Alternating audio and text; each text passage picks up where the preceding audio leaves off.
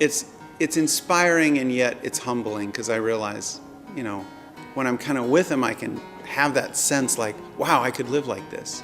You know, I wouldn't tell Stevie Ray Vaughan what to do with a C chord, you know, and I wouldn't presume to tell Clinn anything different. I mean, you know, sometimes he might play a samba over some straight song, but he makes it fit, you know, he can cut time on a waltz. I don't know how anybody can do that, but you know, he can. Well, we've had 3 or 4 crazy experiences with Clinn.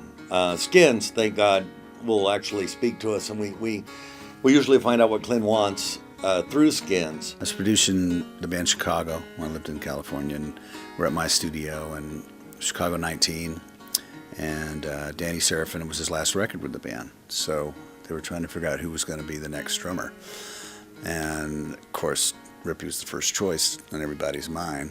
He's just like an old soul in that little bitty body, and just playing his little heart out in this groove and this soul and this depth. He actually kind of looked at me like we had this moment where it was like we had eye contact, and he didn't say anything, and you know, his lips weren't moving, but I could almost tell that I believe that he was saying, "You got it, man.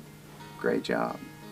It seems like time stops when he's around, and it's just, it's weird. It's like he has control of our breathing, of every, you know, it's a powerful thing.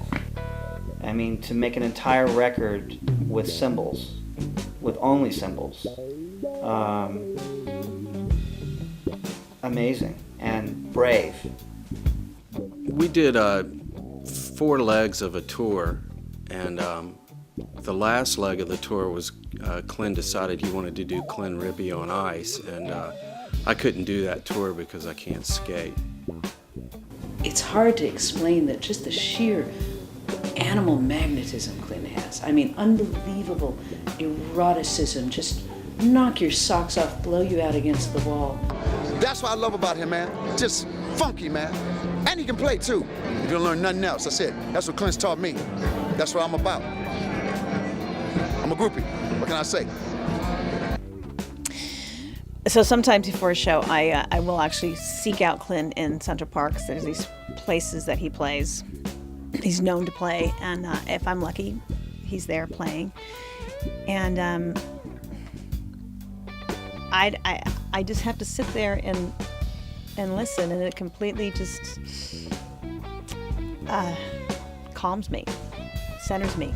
And when I heard Symbolic, I said, damn, The Boy Isn't Black, but this must have been what it was like back then, when it was just pure rhythm. The physicality of what he does on his instruments is mind-boggling. I can't even describe it. I can just tell you that as an individual, he's a troop of people. A guy like Clinn doesn't try to make a name for himself, I don't think. I could be wrong, but